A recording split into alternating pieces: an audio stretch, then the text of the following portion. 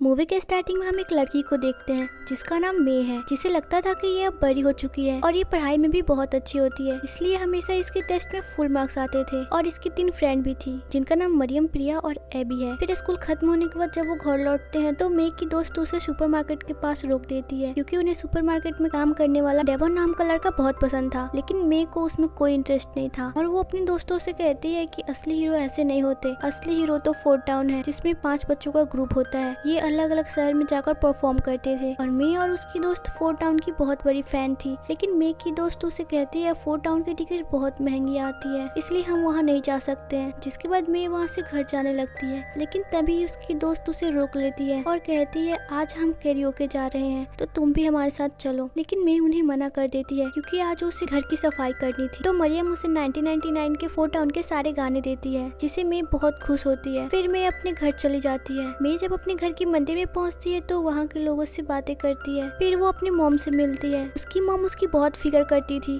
और मे को अपने मॉम के हिसाब से चलना पड़ता था। फिर मे उन्हें टेस्ट रिजल्ट दिखाती है, जिसे देखकर उसकी मॉम बहुत खुश होती है क्योंकि उसके फुल मार्क्स आए थे। फिर वो अपने कुल देवी सन ये की पूजा करती है और मंदिर को साफ करके सभी लोगों के लिए खोल देते हैं। मे और उसकी मॉम मिलकर सभी लोगों को बताते हैं कि हमारा मंदिर टोरंटो का सबसे पुराना मंदिर है और हम हमारे पूर्वजों की पूजा करते हैं और हमारी सबसे आदरणीय पूर्वज सन ये है, जो एक विद्वान और जानवरों की रक्षक थी और उन्होंने अपना जीवन रेड पांडा पर कुर्बान किया, जिससे रेड पांडा ने हमारे परिवार को सुख शांति का वरदान दिया। फिर सभी लोग उन्हें दक्षिणा देते हैं और वहाँ से चले जाते हैं। फिर ये दोनों अपने घर जाते हैं जहाँ मे के डैड उनके लिए खाना बना रहे थे। फिर मे खाना खाने के बाद से पढ़ाई करने लगती है। तभी वो गलती से डेवन के साथ अपनी रोमांटिक पिक्चर बना देती है और तभी वहाँ उसके कमरे में उसकी मॉम आ जाती है और वो मे की वो पिक्चर देख लेती है, जिससे उनको लगता है कि डेवन मे को परेशान कर रहा है। जिससे वो गुस्सा होकर डेवन के सुपरमार्केट पहुँच जाती है और वो डेवन पे बहुत गुस्सा करती है और उसे अपनी बेटी से दूर रहने को कहती है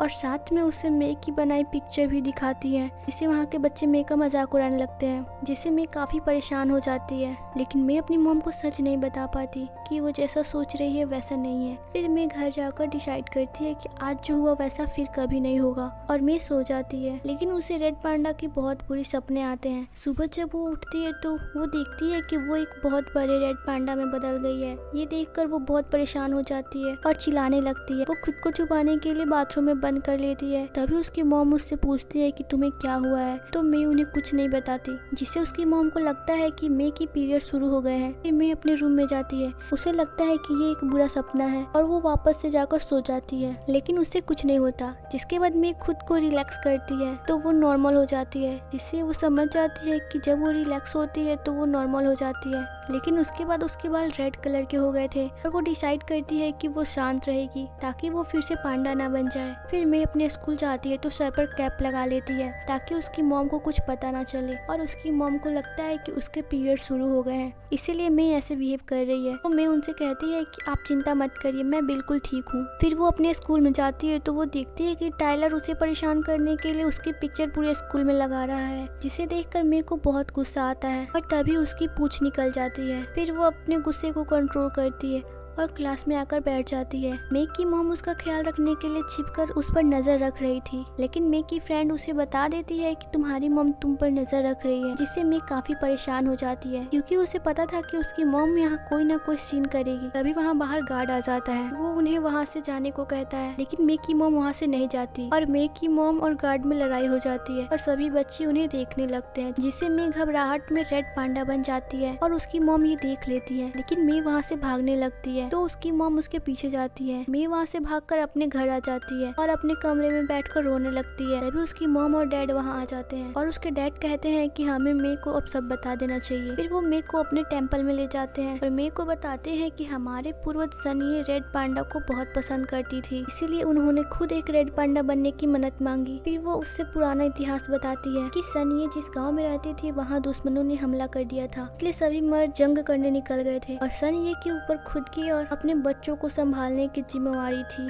फिर एक दिन रक्त पूर्णिमा की रात उनकी ये मन्नत पूरी हो गई। उन्हें वरदान मिला कि वो अपने अंतर्मन की शक्ति से जादुई पांडा में बदल सकती हैं। इसीलिए सनये ने उस शक्ति से दुश्मनों को भगाकर उस गांव को बचा लिया। और जब सनये की बेटी बड़ी हुई तो उन्होंने ये शक्तियाँ अपनी बेटियों को दी और ऐसे ही ये शक्तियाँ पीढ़ी दर पीढ़ी आगे बढ़ती गई। लेकिन ये वरदान आगे चलकर एक बड़ी मुसीबत बन गया, इसलिए हमें वक्त के साथ बदलना पड़ा, जिसे मेघ को सनये पे बहुत गुस्सा आता है क्योंकि इन्हीं की वजह से ये सब हो रहा था। और वो मंदिर को तोड़ने लगती है तो उसकी मॉम उसे बताती है कि इसका इलाज मौजूद है। तो मेघ उनसे पूछती है कि आपको कैसे पता। तो मेघ की मॉम उसे बताती है कि ये सब मेरे साथ भी हुआ था, लेकिन मैंने तुम्हें नहीं बताया। तुम फिक्र मत करो, सब ठीक हो जाएगा, क्योंकि रक्त पूर्णिमा के दिन एक पूजा होगी और तुम्हारे रेड पांडा की आत्मा को एक लॉकेट में बंद कर दिया जाएगा। उसके बाद तुम ठीक हो जाओगी। तभी उसके डैड उसे बताते हैं कि अगली रक्त पूर्णिमा ठीक 1 महीने बाद 25 तारीख को है। फिर मेघ को एक खाली कमरे में शिफ्ट कर दिया जाता है ताकि वो कोई तोड़ फोड़ ना करे। जिसके बाद मेघ सो जाती है। अगले दिन वो पांडा को कंट्रोल करने की कोशिश करती है, लेकिन वो उसे कंट्रोल नहीं कर पाती, जिससे वो बहुत परेशान होती है। तभी वहाँ खिड़की के पास मेघ के दोस्त आ जाते हैं और वो उसे रेड पांडा के रूप में देखकर बहुत डर जाते हैं। तो मेघ उसे कहती है कि मैं तुम्हें कुछ नहीं करूंगी। तो वो तीनों शांत हो जाती हैं। फिर प्रिया उसे पूछती है कि ये सब कैसे हुआ। तो मेघ उसे बताती है कि ये खानदानी प्रॉब्लम है, मैं ठीक हो जाऊंगी। फिर एबी उसे बताती है कि 4 टाउन बंड 18 को हमारे शहर कॉन्सर्ट करने आ रहे हैं। तो मेघ काफी उदास हो जाती है और कहती है 18 तक तो मैं बिल्कुल भी ठीक नहीं हो पाऊंगी, तो तुम यहाँ से चली जाओ। मेघ की हालत देखकर उसके तीनों दोस्त उसे डांस करके इंटरटेन करने लगती हैं, जिससे मेघ का मूड भी ठीक हो जाता है और वो वापस से नॉर्मल हो जाती है। मेघ को भी कुछ अजीब लगता है तो वो एबी को उसे पंच करने को कहती है, लेकिन मेघ को बिल्कुल भी गुस्सा नहीं आता और वो पांडा नहीं बनती। इससे मेघ समझ जाती है कि ये सब उसके दोस्तों के प्यार की वजह से हो रहा है और वो बहुत खुश होती है कि इससे उसकी लाइफ नॉर्मल हो जाएगी और उसे उसका रूप फिर से मिल जाएगा। मरियम उसे कहती है कि अब तुम भी हमारे साथ 4 टाउन आ सकती हो, क्योंकि इसके बाद हमें एक साथ 4 टाउन देखने का मौका नहीं मिलेगा और हम आज रात अपने मॉम डैड से पूछने वाले हैं और हम उन्हें मना लेंगे। और मेघ को भी अपनी मॉम डैड से परमिशन लेने को कहती है। तो मेघ उसे कहती है कि मेरी मॉम मुझे कहीं नहीं जाने देगी क्योंकि मैं कभी भी पांडा बन सकती हूँ। तो मरियम उसे कहती है कि पांडा तुम्हारे कंट्रोल में है और तुम अपनी मॉम को ऐसा करके दिखा दो तो वो तुम्हें 4 टाउन जाने देगी। फिर मेघ अपने मॉम डैड को बताती है कि मैं अब पांडा कंट्रोल करना सीख गई हूँ। तो मेघ की मॉम उसका टेस्ट लेती है और उसे कुछ डरावनी तस्वीरें दिखाती है, जिससे वो डरती थी, लेकिन मेघ अपने दोस्तों को सोचकर कंट्रोल कर लेती है और वो पांडा में नहीं बदलती। इसे देखकर उसके मॉम डैड बहुत खुश होते हैं। तभी मेघ 4 टाउन जाने की बात करती है, लेकिन उसकी मॉम उसे मना कर देती है और उसे कहती है कि तुम इस शो में खुद को कंट्रोल नहीं कर पाओगी और उस शो की टिकट भी $200 की थी। तो मेघ को उनकी बात माननी पड़ती है। अगले दिन मेघ अपने तीनों दोस्तों से बताती है कि उसकी मॉम ने उसे 4 टाउन जाने से मना कर दिया है। तो मरियम और बाकी सब भी कहते हैं हमारे मॉम ने परमिशन तो दे दिया है, लेकिन टिकट के लिए पैसे देने से मना कर दिया है और हम इतने पैसे कहाँ से लाएंगे। फिर मेघ उनसे कहती है कि मुझे कैसे भी ये शो देखना है और सब मिलकर टिकट के पैसे के लिए आइडिया सोचने लगते हैं। फिर एबी उससे कहती है कि मुझे पांडा बहुत पसंद है, अगर तुम मुझे पांडा बनकर हक करो तो मैं कुछ सोच सकती हूँ। तो मैं पांडा बन जाती है। तभी वहाँ क्लास की कुछ लड़कियाँ आ जाती है। उन्हें देखकर मैं टॉयलेट में छिप जाती है। तो वो लड़कियाँ कहती है कि मुझे रेड पांडा बहुत पसंद है और उसे देखने के लिए हम तुम्हें पैसे दे सकते हैं। तो इससे उनके दिमाग की घंटी बजती है और उनके पास रेड पांडा से पैसे कमाने का आइडिया आ जाता है। फिर मैं सबको अपना प्लान बताती है कि हमें 4 टाउन 18 को जाना है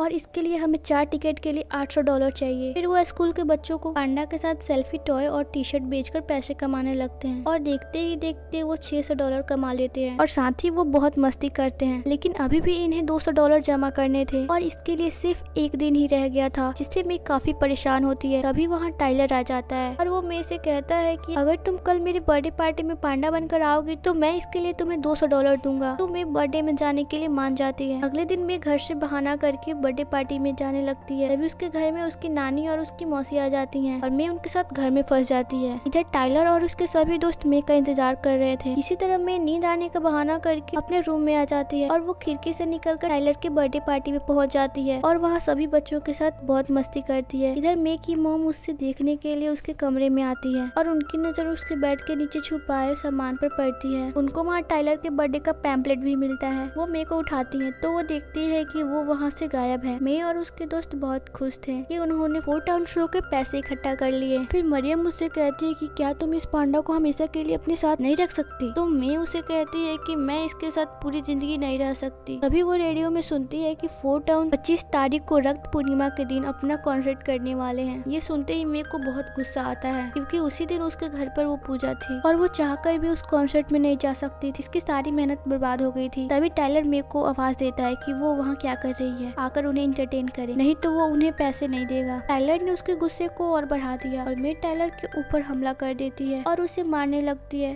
तभी वहाँ उसकी मॉम आ जाती है। सब मे से डरने लगते हैं। टाइलर के मॉम डैड उसे उठाकर वहाँ से ले जाते हैं। मे की मॉम मे की फ्रेंड को उसे बिगाड़ने के लिए डांटने लगती है। वो कहती है कि तुम लोगों ने मिलकर मेरी भोली भाली बेटी को अपने फायदे के लिए इस्तेमाल किया। तो मरियम मे से कहती है कि तुम इन्हें बताओ कि ऐसा नहीं है, पर मे कुछ नहीं बताती और अपनी मॉम के साथ घर चली जाती है। वो तीनों मे के बिना ही उस कॉन्सर्ट में चली जाती हैं और मे अपनी पूजा में लग जाती है। उसे एक सर्कल में बिठा दिया जाता है और वो सब कोई गाना गा रहे थे। कुछ देर बाद उसके पास एक रोशनी उठती है और वो जमीन से थोड़ा ऊपर उठ जाती है। उसकी आंख एक बैम्बू फॉरेस्ट में खुलती है। उसे वहाँ उसके पूर्वज सन ये दिखाई देती हैं। उनके पास मिरर जैसी एक चीज थी जिससे होकर मे को गुजरना था और अपने अंदर से पांडा को निकालना था। वो लगभग उसे निकाल ही देती है, लेकिन कहीं न कहीं वो पांडा से अलग नहीं होना चाहती थी क्योंकि इसी की वजह से उसने जिंदगी को जीना सीखा था। वो पांडा को अपने से अलग करने से मना कर देती है। उसकी मॉम उसे बहुत समझाने की कोशिश करती है और वो सबको धक्का देकर वहाँ से भागने लगती है। उसकी मॉम के गिरने की वजह से उनका लॉकर टूट जाता है और उसके टूटने से उनका पांडा उसमें आ जाता है। मे वहाँ से भागकर फोर्ट टाउन के कॉन्सर्ट में पहुँच जाती है और अपने फ्रेंड से अपनी गलती के लिए माफी मांगती है। वो सब उसे माफ कर देती हैं